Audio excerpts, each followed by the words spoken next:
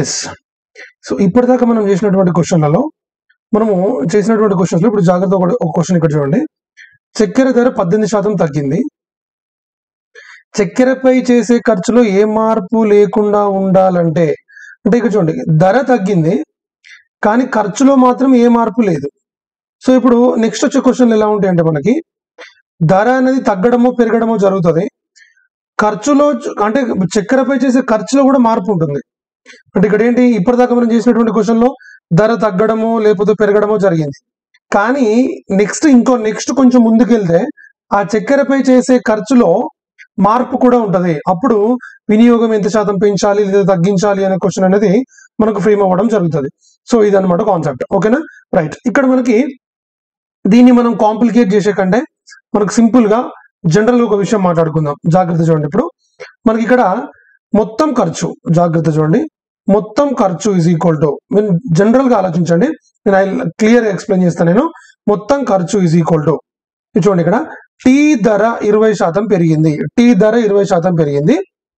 ఇప్పుడు ఇంతకుముందు క్వశ్చన్ ఎలా ఉంటుండే, టీ ధర 20% పెరిగింది అయినా వాళ్ళు ఆ వ్యక్తి చేసే ఖర్చులో ఏ విధమైన మార్పు లేకపోతే అతని యొక్క వినియోగాన్ని ఎంత శాతం తగ్గించాలి అని. కానీ ఇక్కడ ఏమైతుందంటే ఖర్చులో 10% మాత్రమే పెంచుకుంటున్నాడు. ఇంతకుముందేమో చేసేటటువంటి ఖర్చులో ఎలాంటి మార్పు లేకుంటుండే, ఇప్పుడు ఏంటి ఖర్చులో కూడా అతనికి కొంచెం మార్పు వస్తుంది, అంటే పెంచుతున్నాడు అనమాట. ఓకేనా, right. So price of tea has increased by 20%, but I have decided to increase my expenditure towards 10% only. Okay, by what percentage should I reduce my consumption in order to able to maintain the same level of expenses towards tea? So that is the point అనమాట. Clear, right. ఇప్పుడు నా question చెప్పండి, మనం చేసేటటువంటి మొత్తం ఖర్చుకు is equal to ఏంటంటే చూడండి ఇక్కడ ధర ఇంటూ వినియోగం. చెప్తా వినండి, ఇది ఏంటి అసలు, ఇది చాలా చాలా చాలా ఇంపార్టెంట్ ఫార్ములా పెట్టేది. So total expenditure is equals to price into consumption. Now this is most important. జాగ్రత్త చూడండి, total expenditure is equals to price into consumption. మంచిగా వినండి.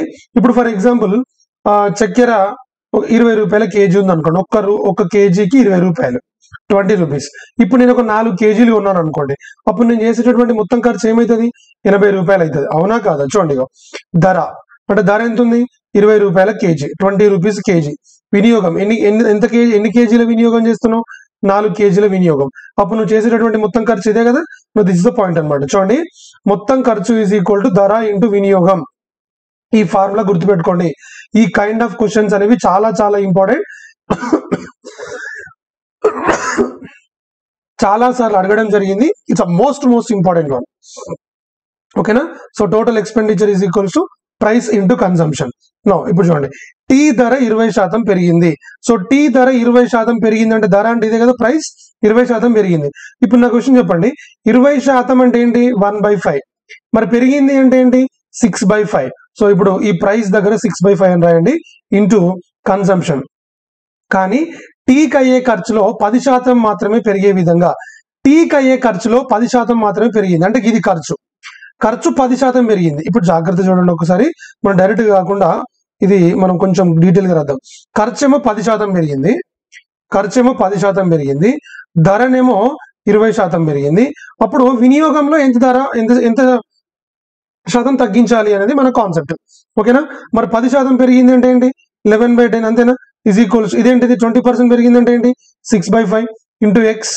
ఓకేనా, రైట్. ఇప్పుడు కట్ చేద్దాం, 5 ఎక్కం 5 రెంట్ల ఈ 6 ఇటు తీసుకురా, అప్పుడు ఏమవుతుంది, 11/12 ఈజ్ ఈక్వల్స్ టు ఎక్స్.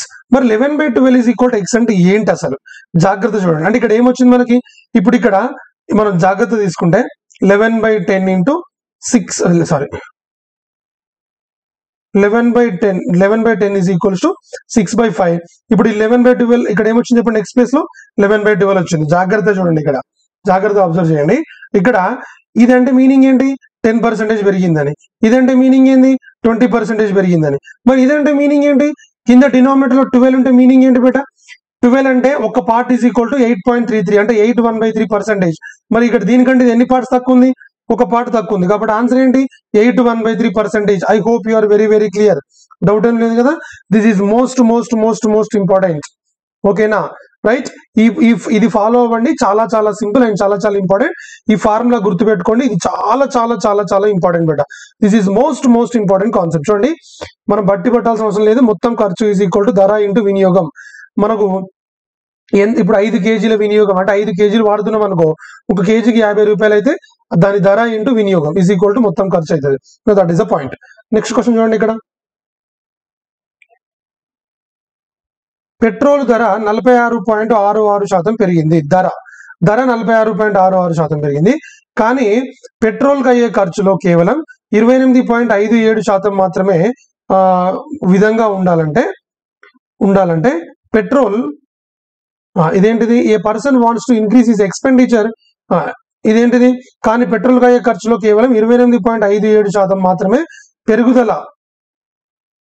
పెరిగే విధంగా, ఇక్కడ అది కట్ అయింది, పెరిగే విధంగా ఉండాలంటే పెట్రోల్ వినియోగాన్ని ఎంత శాతం తగ్గించాలి? సరే, మళ్ళీ ఇప్పుడు మొత్తం ఖర్చు ఈజ్ ఈక్వల్ టు ఫార్ములా ఏంటి బేట? Total expenditure. ఖర్చు ఈజ్ ఈక్వల్ టు ధర ఇంటూ వినియోగం. ఖర్చు ఈజ్ ఈక్వల్ టు ఏం చెప్పండి? ధర ఇంటూ వినియోగం. రైట్. ఇప్పుడు ధర ఎంత పెరిగింది మరి? 46.66%. అంటే ఇది 46.66%. మళ్ళీ ఇక్కడ మనం కనుక్కోవాల్సింది ఏంటి? వినియోగం అంటే ఇంటూ ఎక్స్. ఖర్చు ఎంత ఉంది ఇక్కడ? 28.57% పెరిగింది. ఓకేనా. మరి ఇప్పుడు వీటన్నిటికీ భిన్నాలు రాస్తే మనకి సింపుల్ అయిపోతుంది. ఇప్పుడు నా క్వశ్చన్ చెప్పండి. 28.56% అంటే ఏంటి మరి? ఇక్కడ 28.56% అంటే 2/7. మరి పెరిగిందంటే ఏంటి? 9/7. That's okay. మరి ఇప్పుడు 46.66% అంటే మనకు తెలుసా? 46.66% నేను ఎలా రాస్తా అంటే చూడండి, ఇక్కడ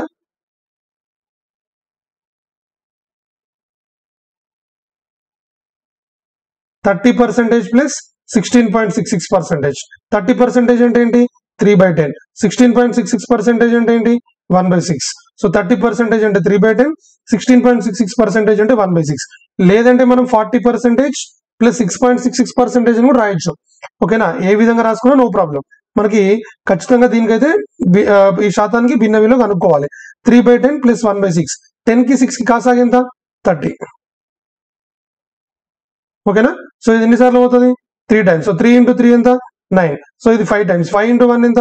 5. సో 9 ప్లస్ 5 అంటే 14/30. అంతే కదా. 14/30 అంటే ఏంటి? 2 ఏళ్ళ 2 10 ఏళ్ళ అంటే 46.66% అంటే ఏమన్నట్టు ఇక్కడ మనకి 7/15. రైట్. సో ఇప్పుడు ఇది జాగ్రత్త చూడండి. 28.57% పెరిగింది అని అంటే 9/7. మరి ఇప్పుడు వాస్తవానికి 46.66% అంటే ఏమొచ్చింది? 7/15 వచ్చింది. మరి 7/15 పెరిగింది అంటే ఏం రాయాలి? 22/15 అని రాయాలి. ఏం రాయాలి చెప్పండి? 22/15 అని రాయాలి ఇంటూ ఎక్స్. ఓకేనా. ఇప్పుడు ఇది తీసుకురండి. అప్పుడు ఏమవుతుందంటే 9/7 into 15/22 is equal to X. So 15 9 ఎంత? 135. రైట్. 7 2 14, 2 4 7 2 14 అంటే 154 ఈజ్ ఈక్వల్ టు ఎక్స్. ఇప్పుడు ఇది మనకు యాక్చువల్ గా ఆన్సర్ వచ్చింది. రైట్. ఇప్పుడు కట్ చేయడానికి లేదు ఇక్కడ, అందుకే మనం ఇదంతా చేయాల్సి వచ్చింది. I hope this is right. 40% అంటే ఏంటి? 2/5 అండ్ దిస్ ఈజ్ ఏంటి? 1/15. రైట్. So 15 కాసాగు 3 2 6 6 plus 1 7. రైట్. 7/15 కరెక్టే. రైట్. సో ఇప్పుడు దీనికంటే ఎంత తక్కువ ఉంది? ఇంత 19 తక్కువ ఉంది. So 19/154 into 100. అంతే కదా. ఇదే ఇప్పుడు చూడండి, ఇక్కడ దీనికంటే ఇది ఎంతైతే తక్కువ ఉందో అది బై 154 ఇంటూ 100. అదే మనకు తగ్గుదల శాతం వస్తుంది. ఇప్పుడు కట్ చేయాలి, మనము కట్ చేద్దాము. 19 8 152. సో 19 8 152 కాబట్టి మనకి సో మనం క్లియర్ గా కట్ చేసుకుందాము. 2 77 2 50. సో ఇప్పుడు 19 5 95 అంటే 950/77. ఇంకా క్లియర్ కట్ చేసుకుందాం. 77 ఎక్కం. రైట్. కొంచెం క్లియర్ కట్ చేద్దాం. ఇక్కడ ఎంత మిగిలింది? 18 మిగిలింది. 180 అంటే 2 టైమ్స్. అంటే ఇక్కడ మనకి ఆన్సర్ ఇది కాదు, ఇది కూడా కాదు. అయితే 12.9 అన్నా లేదా 12.3 అన్నా. సో 77 2 ఎంత? రైట్. ఇక్కడ ఇది 18 కదా. 180 అంటే 154 అంటే 26 మిగిలింది. 260 అంటే మనకి 0.3 టైమ్స్ పోతుంది అంతే కదా. 4 అయితే 280లోకి వెళ్తుంది, 7 4 28, సో 12.3 అనేది మనకు ఆన్సర్ అవుతుంది. That is the point. I hope you are very very clear. Doubt ఏం లేదు కదా. దట్ ఈస్ ద పాయింట్ అనమాట. చాలా చాలా సింపుల్. మనకి యాక్చువల్ గా ఇది సేమ్ ఇంతకుముందు క్వశ్చన్ లాగానే, కాకపోతే అక్కడ మనకి పర్సెంటేజెస్ అనేవి కొంచెం డిఫికల్ట్ గా ఉండడం వల్ల మన క్యాలిక్యులేషన్ పార్ట్ కొంచెం ఇబ్బంది అయింది. ఓకేనా, right. That is the point అనమాట. నెక్స్ట్ క్వశ్చన్ చూడండి. ఇక్కడ చమురు ధర 20% పెరిగింది, కానీ వినియోగం 81/3% తగ్గింది. అయినా చమురుకు అయ్యే ధరలో ఎంత తేడా వస్తుంది? Right. The price of oil అంటే చమురుకు అయ్యే ఖర్చులో అని రాయాలి ఇక్కడ. చమురుకు అయ్యే ఖర్చులో. సో ఇక్కడ percentage increase or decrease in expenditure. Right. The price of oil increased by 20%. However, its consumption decreased by 81/3%. The percentage increase or decrease in the consumption on it. ఓకేనా, రైట్. మళ్ళీ ఇక్కడ ఖర్చు, మొత్తం ఖర్చు ఈజ్ ఈక్వల్ టు ఫార్ములా ఏం చెప్పండి? ధర into వినియోగం. ధర ఇంటూ వినియోగం.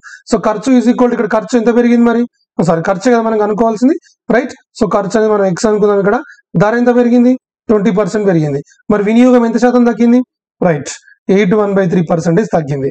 మరి ఇప్పుడు మనకి 20% అంటే 1/5. రైట్. పెరిగింది అంటే ఏంటి? 6/5. ఏం చెప్పండి? 6/5. 81/3% అంటే ఏంటి? 81/3% అంటే 1/12. తగ్గింది అంటే ఏంటి మరి? 11/12. ఇక్కడ రాసిస్తే సరిపోతుంది. Now 6 1s 6 2s. So x is equal to ఏంటి ఇక్కడ? 11/10. మరి 11/10 అంటే మీనింగ్ ఏంటి? 10% ఇంక్రీజ్ అనమాట. What is it? 10% ఇంక్రీజ్. అంతే కదా. ఇప్పుడు నీకు ఇంకా మామూలుగా కావాలనుకుంటే దీనికంటే ఇది ఎంత ఎక్కువ ఉంది? 1. డినామినేటర్ ఏముంది? 10. So into 100. సో 1/10 ఇంటూ 100 అంటే ఆన్సర్ ఏంటంటే 10% ఆన్సర్ అవుతుంది. I hope you are very very clear. Doubt ఏం లేదు కదా. That is the point. Right. That is the concept. Next same concept ఇవన్నీ కూడా మనం ఏ మాత్రం దీనికి ఇట్లాంటి క్వశ్చన్లు వచ్చినా మనం ఏ ఇబ్బంది పడాల్సిన అవసరం ఏం లేదు. Clear. Next, when the price of an item was reduced by 20%, then the sale increased by X%. If an increase of 60% in the receipt of revenue, ఆదాయంలో, then the value of X is simple. ఒక వస్తువు యొక్క ధర 20% తగ్గడంతో అమ్మకాలు X% పెరిగాయి. దాని వలన 60% ఆదాయం పెరిగినచో, 60% ఆదాయం, రైట్, 60% ఆదాయం పెరిగినచో X విలువ ఎంత అనేది ఇక్కడ మనకి క్వశ్చన్.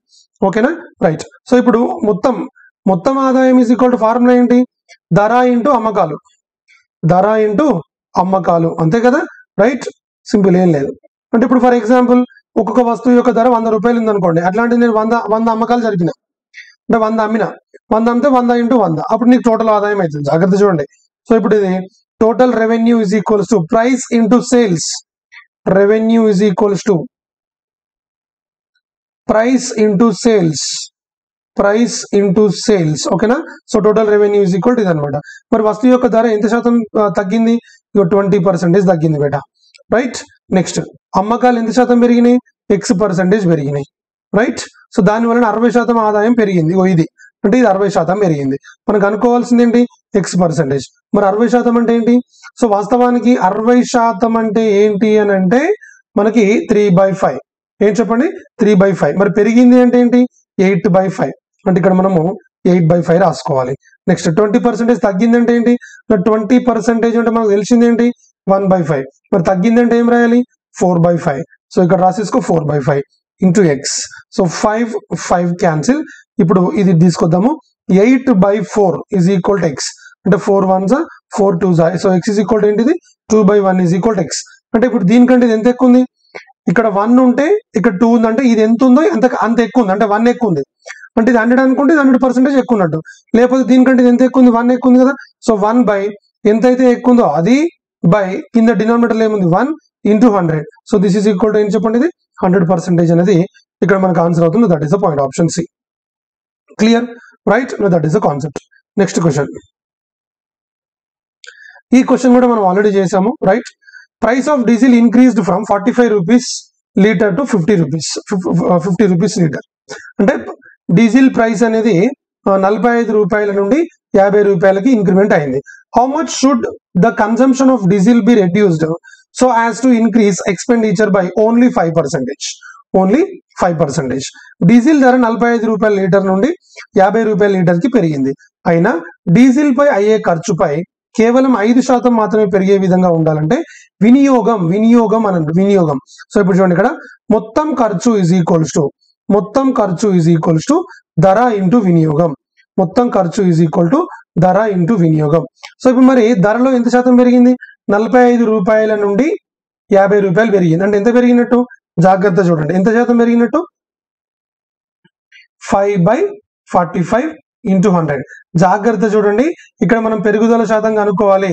So 5/45 into 100. సో తెలుసు కదా మనకి పెరుగుదల శాతం ఫార్ములా ఏంటి? పెరిగిన విలువ బై మొదటి విలువ ఇంటూ 100. సో 5 ఎక్కం 5 9. అంటే మీనింగ్ ఏంటి? ఇక్కడ 1/9% పెరిగింది. సారీ, 1/9 అంటే ఏంటిది మరి? 11.11% పెరిగింది అనమాట. అంతే కదా, 1/9% పెరిగినట్టు. మరి చూడండి ఇక్కడ, అంటే ప్రైస్ అనేది 1/9% పెరిగింది. 1/9% పెరిగింది, రైట్. సో ఇప్పుడు మనం అనుకోవాల్సింది ఏంటి? వినియోగమే, రైట్. సో ఇప్పుడు ఖర్చు కేవలం ఎంత శాతం పెరగాలి? 5% మాత్రమే పెరగాలి, రైట్. సో ఇప్పుడు చెప్పండి, 5% అంటే ఏంటిది మరి? 1/20. 5% అంటే ఏంటి? 1/20. So this is 21/20. 1/9% పెరిగిందంటే ఏంటి? 10/9 ఇంటూ ఎక్స్. అంతే కదా, ఇక్కడ కట్ చేయడానికి ఏం లేదు. ఈ 21 ఇంటూ 9 ఎంత? 189. సో ఇదెంత? ఇది 200. సో ఇంటూ ఎక్స్, ఓకేనా. సో దీనికంటే ఇది ఎంత ఎక్కువ ఉంది? తక్కువ ఉంది. 11/200 into 100. So 2 zeros cancel. 5.5 times. So this is the concept అనమాట. చాలా చాలా చాలా చాలా ఇంపార్టెంట్ ఇవన్నీ కూడా. ఈ కైండ్ ఆఫ్ మోడల్స్, ఈ కైండ్ ఆఫ్ క్వశ్చన్స్ అనేవి చాలా చాలా ఇంపార్టెంట్. సేమ్ ఇంతకుముందు క్వశ్చన్, ఈ క్వశ్చన్, ఇవన్నీ కూడా సేమ్ కైండ్ ఆఫ్ క్వశ్చన్స్. ఒకసారి జాగ్రత్తగా అబ్జర్వ్ చేయండి. చూడండి, ఒకే ఫార్ములా, ఖర్చు ఈజ్ ఈక్వల్ టు ధర ఇంటూ వినియోగం. ఖర్చు ఈజ్ ఈక్వల్ టు ధర ఇంటూ వినియోగం. Most important. I hope you are very very clear. Doubt ఏం లేదు కదా? That is the point. Next question చూడండి ఇక్కడ. బషీర్ యొక్క పని గంటలు 15% పెరిగాయి. ప్రతి గంటకు అతనికి వచ్చే ఆదాయం 20% పెరిగింది.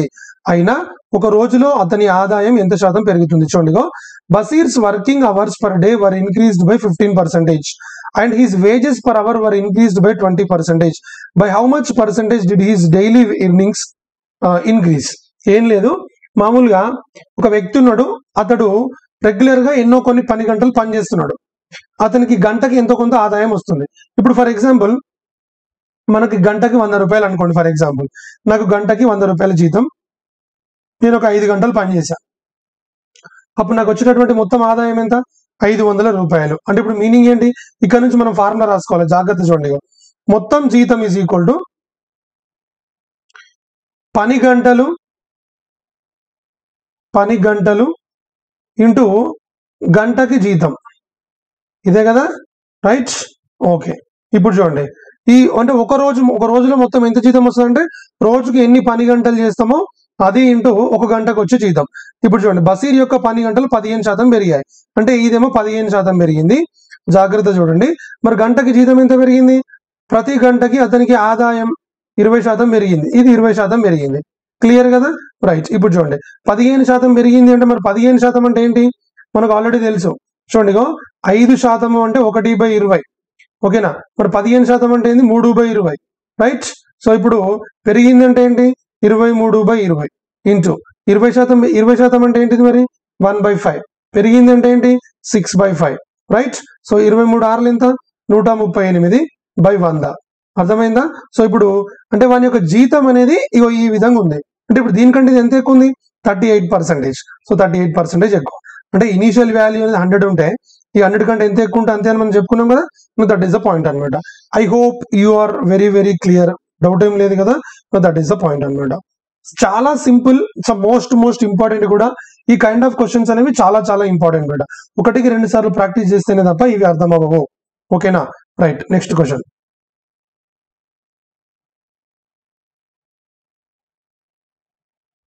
ఒక గ్రామంలో ఆహార ధాన్యాల ఉత్పత్తి 40% పెరిగింది మరియు తలసరి ఆహార ధాన్యాల ఉత్పత్తి 27% పెరిగింది. అయినా ఆ గ్రామంలో జనాభా ఎంత శాతం పెరిగింది అనేది మనకి ఇక్కడ క్వశ్చన్, రైట్. సో ఇప్పుడు చూడండి బేట, ఆహార ధాన్యాల ఉత్పత్తి 40% పెరిగింది. In a village the production of food grains increased by 40% and the per capita production food grains increased by 27% during a certain period.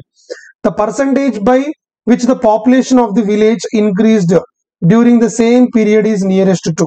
ఓకేనా, ఒక గ్రామంలో ఆహార ధాన్యాల ఉత్పత్తి 40% పెరిగింది మరియు తలసరి ఆహార ధాన్యాల ఉత్పత్తి 27% పెరిగింది. ఇప్పుడు జాగ్రత్త చూడండి, మొత్తం ఉత్పత్తి ఈజ్ ఈక్వల్ టు, మంచిగా అర్థం చేసుకోండి, మొత్తం ఉత్పత్తి ఈజ్ ఈక్వల్ టు తలసరి ఉత్పత్తి ఇంటూ మొత్తం జనాభా, అంతే కదా, రైట్. ఇప్పుడు ఫర్ ఎగ్జాంపుల్ చూడండి, ఇక్కడ ఒక ఊర్లో 200 జనాభా ఉంది అనుకోండి, 200 జనాభా ఉంది, ఒక్కొక్కడు 2 కేజీలు ఉత్పత్తి చేస్తున్నాడు. అంటే ఏంది, ఒక వ్యక్తి 2 కేజీల పంటను పండించగలుగుతాడు. అట్లాంటి 200 మంది ఉంటే ఎంత మొత్తం ఉత్పత్తి ఏమవుతుంది, 400 కేజీలు అవుతుంది. ఫార్ములా సెట్ అయింది కదా, రైట్. చూడండి, ఇక్కడ ప్రతిసారి మనకు తెలిసిందే వస్తుంది అనుకోవద్దు, కొన్నిసార్లు మనం జనరల్ గా థింక్ చేసి ఇక్కడ ఫార్ములా ఏమొస్తుంది, దేనికి సంబంధించిందని కూడా మనం చూసుకోవాలి. ఈ విషయం గుర్తుపెట్టుకోండి మరి, రైట్. ఎస్, ఇప్పుడు ఆహార ధాన్యాల ఉత్పత్తి 40% పెరిగింది. సో ఇది అనమాట, 40% పెరిగింది, రైట్. మరి తలసరి ఉత్పత్తి ఎంత పెరిగింది, 27% పెరిగింది. ఎంత పెరిగింది చెప్పండి, 27% పెరిగింది. అయినా గ్రామ జనాభాలో ఎంత శాతం పెరిగింది అనేది question. Now this is a concept అనమాట, క్లియర్, రైట్. ఇప్పుడు 40% అంటే ఏంది, వాస్తవానికి మనకి 40% అంటే 2/5, మరి పెరిగింది అంటే ఏంటి, 7/5. 27% మామూలుగా 27% పెరిగింది అంటే ఏంటి, 127/100, అంతే డైరెక్ట్ గా. దానికి ఫ్రాక్షన్ వాల్యూ లేకపోతే డైరెక్ట్ గా రాసేసుకుంటాం. సో ఇంటూ ఎక్స్, ఓకేనా, రైట్. సో ఇప్పుడు మనం దీన్ని 5 ఎక్కం, 5 20ల, సో ఇది పైకి తీసుకెళ్దాం. 27 ఇంటూ 2 ఎంత, 140/127 is equal to X. So దీనికంటే ఎంత పెరిగింది, 13 పెరిగింది. So 13/127 into 100, clear, right. So 13 ఎక్కం, ఇది వాస్తవానికి ఇదేం చెప్పండి, ఇది 13 12ల, ఇదేం చెప్పండి, ఇది 13 12ల, సారీ 13 12 156 కదా, 26 అనుకున్నా, సారీ, రైట్. ఇప్పుడు దీన్ని నార్మల్ గా కట్ చేసుకుందాం మనము. ఇది దేంట్లో కట్ అవుతుంది, ఇది దేంట్లో కట్ అవ్వదు. నార్మల్ గా మనము 13 ఇంటూ 100/127 అంటే మనము 1300/127 అని ఇద్దాం, ఓకేనా, రైట్. సో ఇప్పుడు ఇది అప్రాక్సిమేట్ గా అడుగుతున్నాడు కాబట్టి నువ్వు ఇంటూ, ఫర్ ఎగ్జాంపుల్ ఇక్కడ ఇంటూ 16 ఉంది, ఇంటూ 16 అంటే చాలా ఎక్కువైపోతుంది, ఇంటూ 13 అంటే కూడా చాలా ఎక్కువైపోతుంది. మరి ఇక్కడ ఆన్సర్ అనేది ఇంటూ 10, అప్రాక్సిమేట్లీ కాబట్టి ఇక మనకు ఆన్సర్ అనేది 12 ఇంటూ 10 అంటే ఇక మనకి అప్రాక్సిమేట్ గా. సో ఇదన్నమాట కాన్సెప్ట్, క్లియర్ గా, అంతే కదా. So that is the point, చాలా చాలా సింపుల్ బట్ ఏం లేదు, దట్ ఈస్ ద పాయింట్ అనమాట. నెక్స్ట్ క్వశ్చన్ చూడండి, ఇక్కడ జాన్కి సాధారణ సమయంలో చేసే పనికి గంటకు 57 రూపాయలు వస్తాయి. అదే ఓవర్ టైం, ఇది చాలా చాలా important question, this is most important bit. John gets 57 rupees per hour of regular work and 114 rupees per hour of overtime work. He works altogether 172 hours and his income from overtime hours is 15% of his income from regular hours. Then for how many hours did he work overtime? సరే, నేను అది question అనేది clear explain చేసి జాగ్రత్త చూడండి. ఇప్పుడు normal గా ఒక వ్యక్తి సాధారణంగా పనిచేస్తే, అంటే నార్మల్ గా పనిచేస్తే మనకి 57 రూపాయలు వస్తాయట. అంటే ఇప్పుడు for example morning 10 o'clock office start అయింది, 5 o'clock క్లోజ్ అయింది అనుకోండి, మార్నింగ్ 10 to ఈవినింగ్ 5.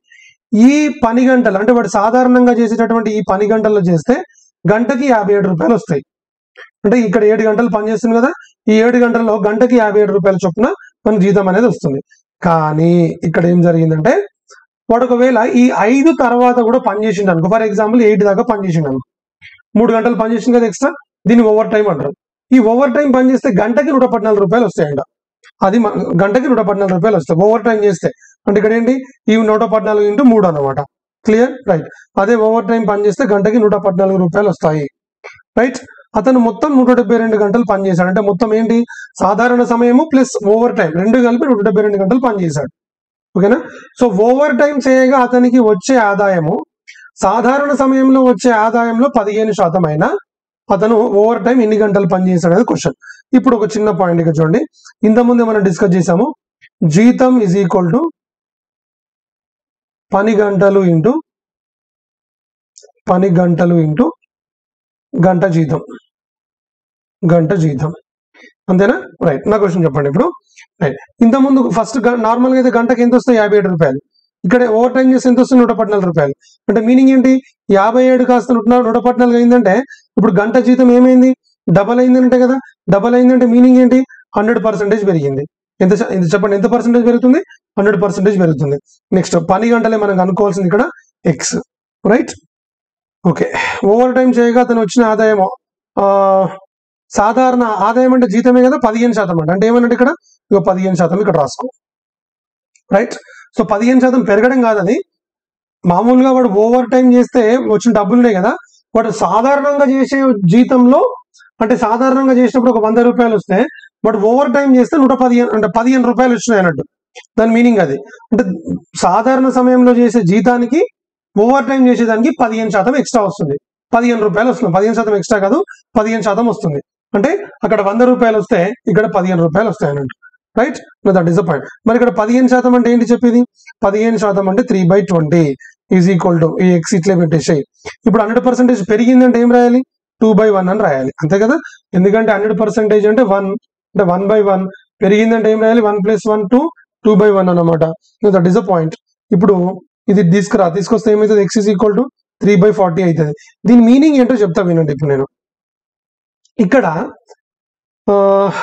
మామూలుగా ఇక్కడ 2/1 అని వచ్చింది కదా. నార్మల్గా 100% అంటే 2/1 గంట జీతం అంటే ఏంది? ఇది ఇదేమో ప్రస్తుత జీతం, ఇదేమో ఇంతకు ముందు జీతం. జాగ్రత్త చూడండి, ఓకేనా. ఇదేమో ఇంతకు ముందు జీతం, ఇదేమో ప్రస్తుతం వాడు చేసే గంటలు, ఇదేమో ఇంతకు ముందు చేసినటువంటి గంటలు, ఇదేమో ఓవర్ టైం గంటలు, ఇది సాధారణ గంటలు. జాగ్రత్త వినండి. మరి మొత్తం కలిపితే ఏమవుతుంది? మరి మొత్తం అవర్స్ వస్తాయి. మరి 43కి వాడు చేసినటువంటి మొత్తం గంటలు ఎన్ని? 172 గంటలు. అయితే వాడు క్వశ్చన్ ఏంటి ఇక్కడ? అతను ఓవర్ టైం ఎన్ని గంటలు చేసిండు అనేది క్వశ్చన్. మరి ఓవర్ టైం వాడు చేసినటువంటి గంటలు ఎన్ని? 3. సో 3కి ఎంత అనేది ఇప్పుడు 43 ఎక్కం, 43 4 3 12. What is the answer? So option B అనేది మనకు ఆన్సర్ అవుతుంది. దట్ ఈస్ ద పాయింట్ అనమాట. I hope you are very very clear. నేను మళ్ళొక్కసారి చెప్తున్నా, జాగ్రత్త వినండి బేట.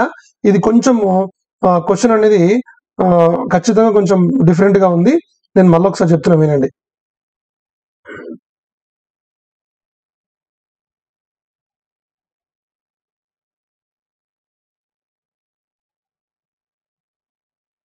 రైట్. ఇక్కడ మనము దీన్ని కొంచెం ముందుకెళ్ళి మాట్లాడుకుందాం జాగ్రత్తగా. ఇప్పుడు ఇక్కడ 7/5 అని ఉందా? ఈ 7 అంటే ఏంటిది? ఇది కొత్తది. ఇది ఈ 5 అనేది పాతది. అంటే మొత్తం ఉత్పత్తి 40% పెరిగింది అన్నాడు కదా. అంటే పెరిగిన తర్వాత 7 అన్నట్టు, ఇంతకుముందు ఎంత ఉండంటే 5 అన్నట్టు. ఈ విషయం గుర్తుపెట్టుకోండి. ఇప్పుడు జీతం ఎంత పెరిగింది? మరి జీతం పెరిగిందని ఇవ్వలేదు ఇక్కడ, 15% అన్నాడు. అంటే 15% అంటే ఏంటిది బేట? ఇక్కడ 3/20 అంటే మీనింగ్ ఏంటి? ఇప్పుడు ఇంతకు ముందు 20 రూపాయలు వస్తే, అంటే ఇప్పుడు మామూలు విషయం ఏంటంటే సాధారణ సమయంలో మనకి 20 రూపాయలు, సాధారణ గంటలు పనిచేస్తే 20 రూపాయలు వస్తాయి. ఓవర్ టైం చేయడం వల్ల మనకి ఏమొస్తుంది అంటే ఓవర్ టైం కి 3 రూపాయలు వస్తాయి అన్నట్టు. గట్లా, అందుకే ఇక్కడ నేను 3/20 అని రాస్తున్నా. ఓకేనా. ఈ పని గంటల గురించి నాకు తెలియదు కాబట్టి నేను ఎక్స్ అనుకుంటున్నా దీన్ని. రైట్. మరి గంట జీతం ఏమైంది? డబల్ అవుతుంది, అవునా కాదా? అంటే ఏమైతుంది ఇక్కడ? 2/1. ఎందుకు అంటే చెప్తా వినండి. ఇక 114/57. ఇంతకు ముందు ఉన్న పని గంటలు అంటే ఏంది? ఇక్కడ నార్మల్ గా సాధారణ సమయంలో ఇది రూపాయలు, ఇది పని గంటలు కాదు. ఇది ఇప్పుడు గంట జీతం ఇంతకుముందు 57 రూపాయలు వస్తే ఇప్పుడు ఏమైతుంది? 114 రూపాయలు వస్తుంది. దట్ ఈస్ ద పాయింట్ అనమాట. అంటే ఇది 57 ఎక్కం 57 రెంట్ల. సో మొత్తం ఇటు పట్టుకొస్తే ఏమైంది? ఇది 3/40. ఇప్పుడు దీని మీనింగ్ ఏంటో తెలుసా? ఇది పని గంటలు. వినండి. ఈ కిందిది ఏంటిది? సాధారణ గంటలు. ఇదేంది? ఇది ఓవర్ టైం చేసే గంటలు. మరి మొత్తం ఎంత? 43. మరి 43కి 172 అయితే 3కి ఎంత? సో 43 ఎక్కం 43 4 3 12. ఇది మళ్ళొక్కసారి రిపీటెడ్ వింటే తప్ప ఇది అర్థం కాదు. జాగ్రత్త చూడండి. ఓకేనా. Are you clear? డౌట్ ఏం లేదు కదా. దట్ ఈస్ అ పాయింట్ అనమాట. ఓకేనా. రైట్.